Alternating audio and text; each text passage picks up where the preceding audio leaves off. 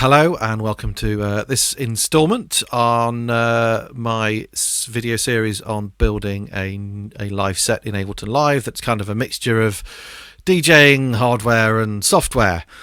So in the previous episodes I've already covered how I prepare a track, which I think was in episode 2, how I prepare a track from my original sort of finished production, and then in episode 3 I looked at importing that into the live set and sort of creating the loop points, almost like hot cue points on a DJ set. So what we're going to do in this one is I'm just going to talk through the various tracks I've got in here in a little bit more detail. I have touched on some of these in previous episodes, but I thought I'd cover these in more detail in this one. Now, if you support me on Patreon, on my tier 2 and above Patreon, you will be able to download a copy of this live set. I'm going to leave a couple of tracks in there. I'm not going to put all the tracks in there, but I'm going to leave a couple in there just so you can kind of see how it all works and is put together. Obviously you might then want to use it or parts of it in your own productions, and yeah, if you want to remix any of my tracks that are included in that, then go for it, and we can always think about releasing them. So there'll be a link to the Patreon in the description below. What I have decided to do is purely do this in Live 9 now and just share the Live 9 template, because I appreciate not everyone's got Live 11 and or indeed 10. So I thought if I do it in 9, that means it'll work on any of them. So let's get stuck in and kind of talk through the first 2 tracks. So I've got these 2 groups first of all, which is A and B. So I've sort of approached this from a DJ point of view of having deck A and deck B, and in both of these groups I have the same tracks. We've got clap, hats, percussion, bass, synth, lead/vox and FX, and we've got the same thing here, which I've talked about in detail on previous episodes. So the first thing I do when I bring the track in, as you again I've touched on in previous episodes, is I color code everything. Well, sort of color code everything. Everything is a different color unless it's in the same key. So you can see here this track's this orangey color, then we've got this track is brown, so I can instantly see the different tracks. But you'll notice here we've got 2 blue tracks, which I may move around later on when I get a few more tracks in there. But if tracks are the same colour, that means they are the same key, which means I can mix the melodic elements of those together. So I could be playing the bass part of this track and then bring the bass part of this track in as well, and it's not going to clash. So there's a little bit of kind of mixed in key sort of vibes going off in there. So these colours may change as I bring more and more tracks in, but that's kind of the approach I'm doing with it at the moment. Again, just in terms of other little bits of organisation, at the first bit of each track I have, so if you look at this one here and this one here, we have nothing in any of these tracks here. So this is sort of my title track. So you see this one's called First Beat, this one's called Trust, and in there I have the song title, the BPM and the key. So we've got that for all of those, and it just sort of splits it up between the tracks. I then have the sections of the song, which are usually like section A or B, and drop and build and transition down here. Generally, and I've got to put some more of these in here on the intro part, and I might put these in all of them actually, because there's to put the BPM in all of these, because if you launch that scene, it will then launch it at that BPM. So for example, if I'm playing this one, and I want to go into, because this is 126 beats per minute, if I want to go into the intro of Logic Bomb at 133, just launch that. Okay, and you can see it's going to change that straight away there. Generally, I don't kind of do a harsh cut between tracks like that. I will sort of do transitions and blends, but there may be a time when I'm going from a track at 110 beats per minute to one at 130, and obviously you can't do a transition blend between the two like that. So for those, I would do like that kind of harsh cut between the two. So I always put those in there. And in Live 11, I'm not sure if it's in 10 or not, but you do now have a separate what's the word I want? Kind of channel down here where you put all your BPMs in rather than having it in the title, which does make life a little bit easier. So that's sort of on the arrangement, and then I kind of zigzag the tracks down. So this track is on deck A, this track is on deck B, this track's on deck A, deck B, deck A, and so on as it goes down. So it kind of goes between the two, so I can transition from this one into this one easily. I have also got it set up that I can transition from this one on deck A into another track on deck A. So I wanted to go into this one, because obviously I couldn't have these clips playing and then the ones down here. playing at the same time, but there is a way I've got around that, which I will talk about in a minute. So first of all, let's just have a quick look at how I would transition from deck A into deck B. So there's a certain section of the track I will use as a transition. Sometimes I've got it called outro, other times it might be called transition, sometimes it's just one of the sections, and it's just down to whatever works for your track and remembering which one is which. So for this one I use this is my so I was going to get the BPM back down. Okay, so this is my outro section. I've got some stuff turned down here. Oh no, that's right, I lost that. There we go. Okay, so this is sort of my outro. So as I'm playing this, I'm going to start to take elements out. So first thing is I might just bring the 303, which I'm going to talk about over here. I'm just going to bring the volume down on mixer on that one. So we get rid of that. I'll perhaps bring some of this lead stuff down. And I can start to introduce elements from this side. So bring that shaker in. Always good to have a shaker. Probably then start to bring the bass down. And any kind of melodic elements I'll get rid of, so I can then start to bring other stuff in. So for something like this, I might have this lead part playing. Start to bring this down.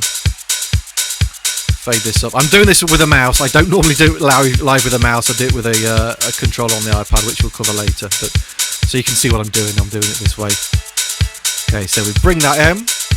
And then I could always fade this one out, or I could then just go straight into launching. Let's bring that one in. So then I might just launch that, and because I've got stop buttons over here, that's going to stop all of that playing.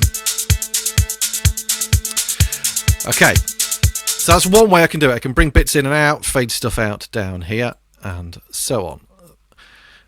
Let's just go back to having that one playing again. The other way is I've got the crossfader set up down here. So if I'm playing deck A, I mean this is just like a straightforward just DJ crossfade blend. I can start all of these playing. No, I can't do it that way around because you gotta watch out where your stop buttons are. So I'd have to just manually start each of these.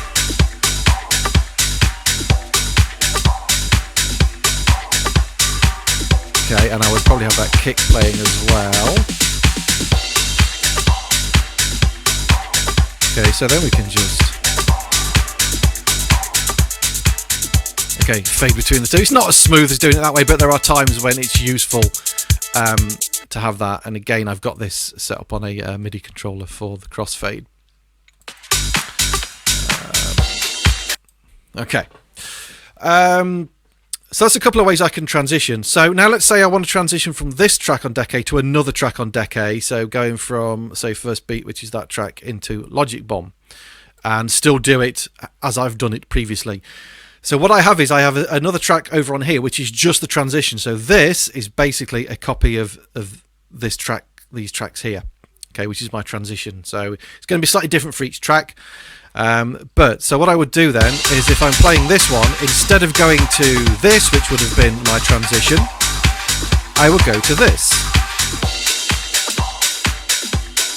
Okay, now I realised straight away I need to put another kick in there. There we go. Okay, so I've now got deck B playing. I can start to bring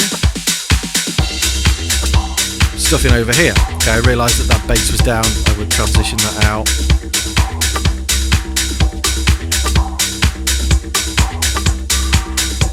What I may do, because this track should be 133 beats per minute, I would probably then just gradually nudge up the volume, nudge up the tempo. Okay, so then I've got the option, I could then just launch. Let's just put some stop buttons in here. Okay, so I could just launch that and jump straight into that, or I could, take the bits down or use the crossfader and so on. So that's how I go between the two tracks. So you can see here is the transition for this track. So this track you can see is on deck A, but we've got the transition section here on deck B as well, and I do that for every track. So it just gives me total flexibility. The reason I've done that is that I don't want to always be limited to having to play a track from deck A and then a track from deck B. So as I'm playing live, I want to kind of sort of read the room and think, all right, this track would work really well now, so I need to be able to go into that track. So it's total flexibility to play any track in any order. So I think that's sort of pretty much it on the two decks. Covered the crossfader. The crossfader I've got set on transition, just purely because it affects the volumes in the best way that way. It kind of keeps the volumes the same, because I found that if it on different settings, it'll get louder as you go over here to the middle, but whereas on this one it works nicely. Right, so that's those two bits. Let's just close those down. So the next two tracks are MIDI tracks, which is sending MIDI information out to my hardware. So at the moment I'm using for my 303 sounds the Roland Boutique TB03. I've got that plugged into the MX1. So the MX1 is the audio interface mixer that I would use if I going out playing live, because it just gives me loads of flexibility, and I can plug everything into there, and it's got effects and everything on there. So, and it does everything. It means I don't have to take a separate audio interface, MIDI interface, and mixer out with me. It does the whole thing. So what I've got here for the setup for this is, there's one thing I've remembered I need to go back and do in a minute on the other one, which I'll do in a sec. So we're plugged into USB 3, so we're sending MIDI out to the USB 3. My TB03 is on channel 3, so they're just the settings for that. There's nothing on here. There's no external instrument or anything. I'm just taking the audio in through the MX1 over USB. Obviously your setup might be slightly different depending on how you're using it, but this is the basics of it. And then all we've got in here is basic MIDI clips, sending out MIDI notes to the TB03. So if I just solo this track and play this, and just turn the volume up. Oops, excuse me, sorry. So the reason I want to do this like this is, so I've got some hardware to sort of play with when I'm playing live. I do some live drumming and some live keyboard playing as well. But for these tracks, they've got a lot of 303 in them. It gives me the ability to then, which I'm doing now, is tweak the dials. Okay, as it goes through the track for build-ups and that kind of thing. So that's how I've got the 303 setup. So again, it makes it very slightly different every time, and every time I play live, it's going to be slightly different because I can launch clips in a different order, I can play tracks in a different order, I can change the sounds on the 303 different each time. I've also done the same thing with the kick drum, because what I wanted to do was have sort of consistency of kick sound throughout the whole set, rather than having the original kicks that I used in my productions. Kind of the reason for that is just so that I know it's going to be the same volume on the kick, because the kick for this kind of music is obviously very, very important. And I'm basically using a 909 kick. I'll talk about the hardware I'm using in a minute. And yeah, it just gives me that nice, consistent volume, consistent sound throughout the set. So I originally was taking out with me the Behringer RD8, which is a great drum machine, and using the 808 kick off there, which is a big drum machine to carry around with you. And I need to change the title of this. But what I've recently got is the TR6S, the new little Roland drum machine, which is dead light, it's dead portable, and it sounds awesome. So I'm using that purely just for the kick, but I can also program stuff on the fly, little drum fills, and have drum patterns in there as well. And obviously you've got samples in there, so there's a lot of possibilities with that. I've not had that long, so it's quite a new kind of setup that I've got with this. So I'm doing the same thing basically from here. I am sending I've got this one plugged into, the way I've got this set up is I've got a standard MIDI output, a 5-pin MIDI cable going from the out of the TB03 to the in of the TR6. So that's why this is sending out MIDI on the same channel on the MX1 as the 303, but the TR6 is set to channel 10, so that's sending that out on there. Again, nothing on there. And pretty much all of these clips are just 4 to the floor kick drums, right? That is pretty much it. The reason I wanted the kick drum separate as well is it gives me the option to drop the kick out in places and bring it back in, because that's great just for dropping the energy down and building it back up in a live situation. And it just gives me that flexibility of of doing that, but along with the consistency of the sound. And as you can see, I've got basically loads of different kick clips, which will be launched with these scenes. And yeah, I think 99.9% of those are just fall to the floor kicks. So that's how I'm kind of sending MIDI out to the hardware. We've got another track here, which gets a little bit more complicated to explain, which I'll come onto that one in a second. There's a couple of things I just needed to remember on the deck A and deck B. Obviously, the first thing you've got to do is assign the outputs down here. So you can see I'm just sending this group into deck A down here and this group into deck B. These aren't dealing with any audio, so that doesn't matter. One of the things I found was with the volume faders, because as I'm fading stuff down here, I want to easily be able to just bring it straight all the way back up without thinking about where my fader is going to be. Obviously, if you do that, that's taking your volume to +6 decibels, which is going to end up distorting and sounding horrible, because the little line there is kind of like where you should go to on the 0 decibels. And I didn't want to have to faff about with, on the MIDI controller, bringing that up to sort of there.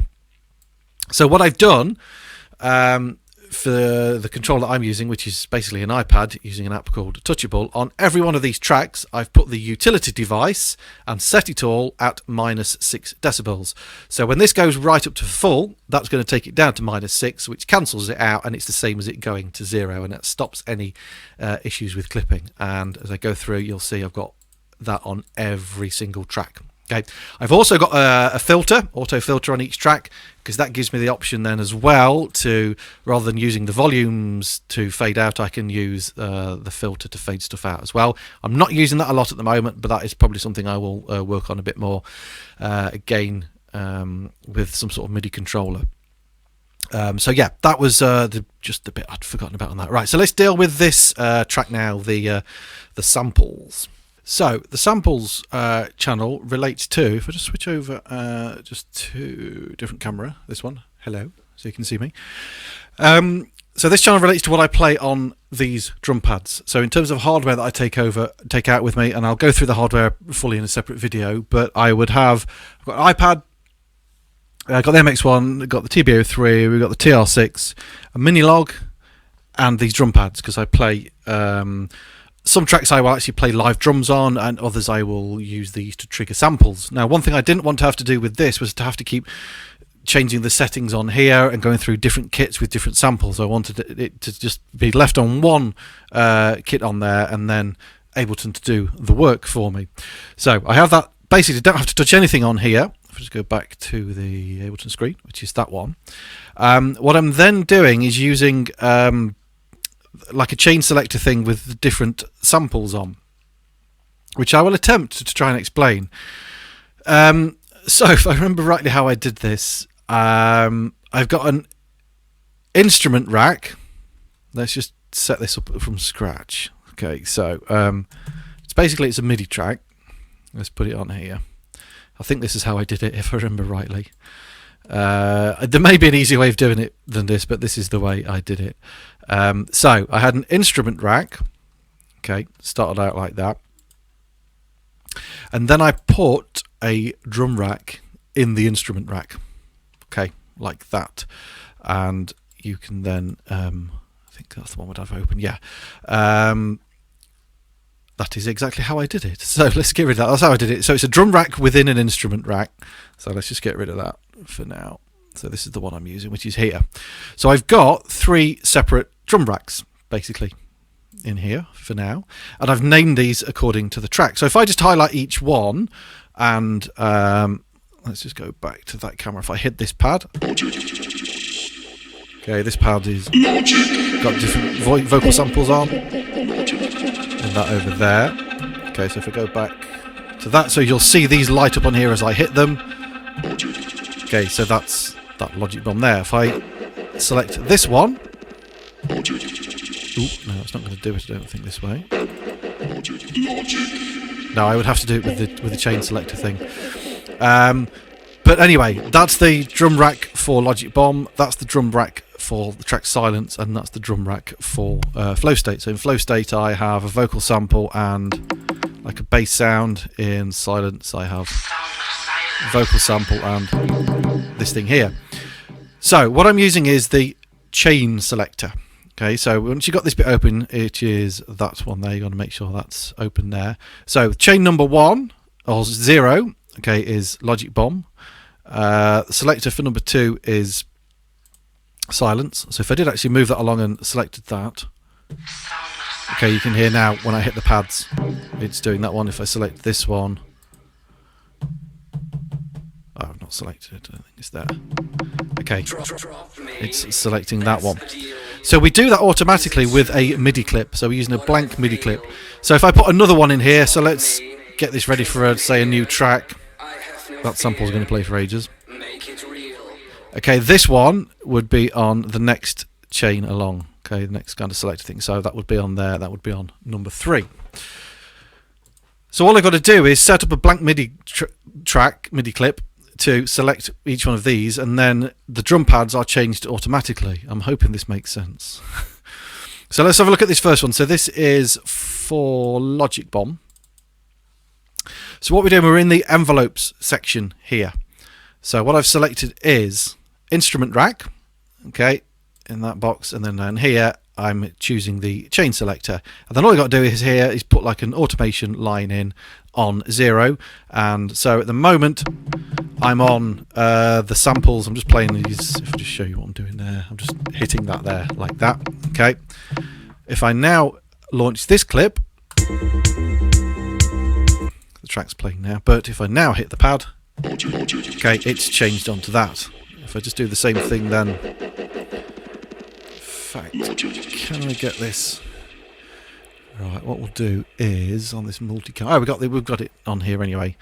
Okay, so ignore this. So over here, it's going to be a bit small, but hopefully you can see.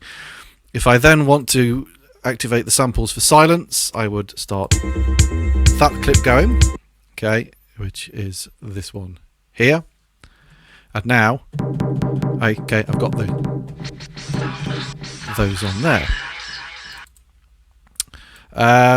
And then if we go down to flow state, play that one. Okay, it's changed it automatically. So basically all you do is just put your automation line here based on which chain you want. So you can see that one. Let's go back to the bigger screen on Ableton. So that one is on number 2. This clip is on, that's Logic, no, that's silence. That's on number 1. So when I do the next one, so let's put another one here. So let's say my next drum rack is going to be in here. I would just instrument rack. Chain selector's already there, and my next one would be on whatever it would be on number 3. I think I'd put a new one in there. And you can keep going for as many as you want. I mean, there's loads in there. So as I add new tracks in there, that will I will need to then put those extra chain selectors in there. So what generally happens with that is I usually put a few of those in, depending on how I'm going to sort of launch the track. Let's just have a look how I've got it set up. Let's open these up, because pretty much I would normally, I think with most tracks I would normally launch that whole scene.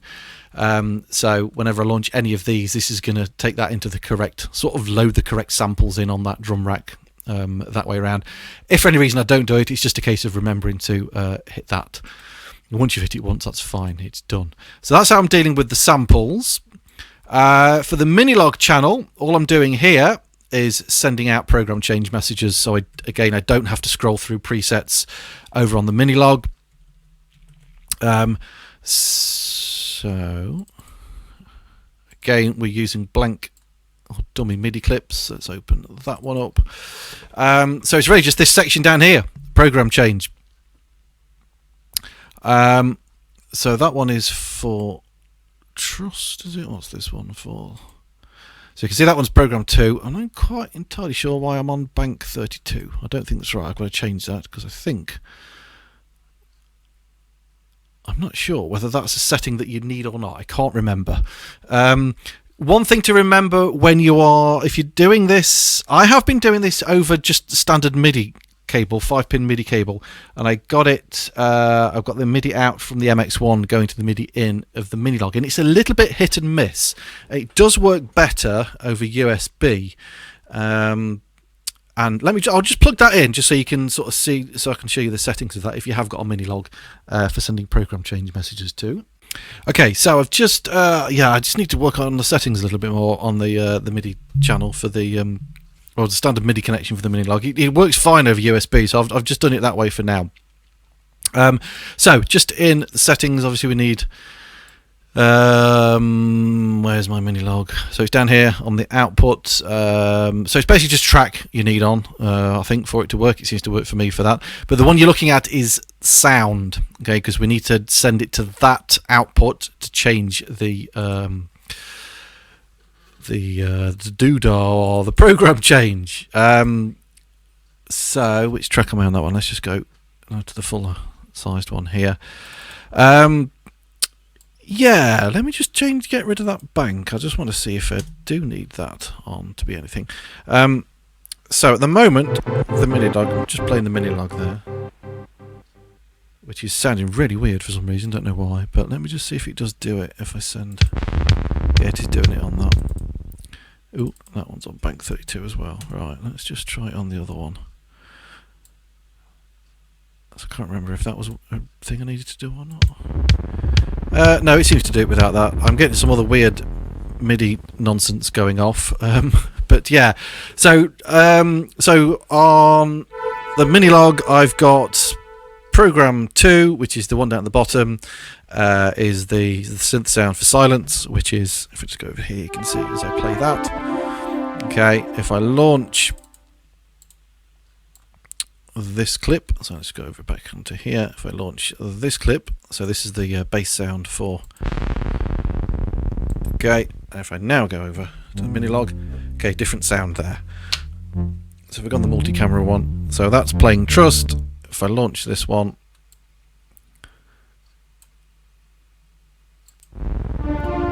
okay, you can see or hear that it's changed, but there's some randomness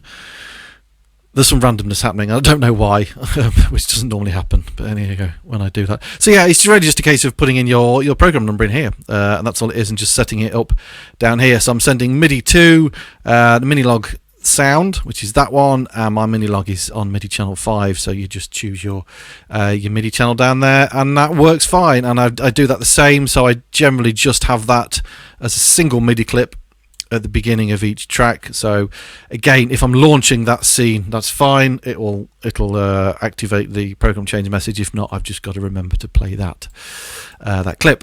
So that's just leaves this last section, which is loops, which again I've got in a group. So this is something I'm sort of experimenting with. This is these are loops that are sort of playing in the background all the time. And let's just go over to the full-size camera here. Okay, so the loop section I don't really actually need to see, because what happens with these is these are normally playing all of the time, and I just bring them in and out with these faders here. I don't know if you can see these or not on the MX1, but what I've done is I've sort of done a Mackie control thing, and I've MIDI mapped. Let's go over to the multi-screen thing again here. As I bring down this fader, you should see this one move. Okay, so that's the snare fill. If that's playing, let's just solo that. Okay, so I can bring these in and out as necessary, as I want them. I'm not going to do this one because I've got my microphone going through this channel at the moment. So I've got like a clap loop, I've got a snare fill on there, I've got a shaker loop, and like I say, these should always normally be playing. I've got that on there, and then I've got some like ride cymbal on the 8ths, just playing 8th notes on that track there. So yeah, they're just there so I can add some extra stuff to my track if I want. So let's just, for example, we've got it playing like that, and I want just like to bring a snare fill in. I can just bring that up on the fader, or like a shaker loop, or the ride. Okay, and they're very useful as well for transitions. And I may add other ones in there. I don't know. I don't want to overdo it. I've got the RD, not the RD, the TR6 over there, where I can add other stuff in as well. So yeah, like I say, they're that basically just lives like that. Okay, it's never expanded out. They're always playing in the background, and I start with the volumes down on the mixer, and then I just bring those in as I need them. What I've also done with the clap loop is I've mapped the again, I can't show you this one because I've got my microphone going through that channel, which is annoying. But if I just go to this camera again, the Master Effects button on here, I've just MIDI mapped that to the send on to the delay. So as soon as I press that, if you can see when I press the button, you'll see this go straight up like that. Okay, so it's just kind of, if I want to quickly activate a delay on there, then that will do that. So yeah, that's just sort of some loops that I have to add extra bits to the track. I'm not 100% sure how much I'm going to use those. That's something I'm just going to have a play around with, and I may just change those. They're just like random loops I've got from some sample packs and so on.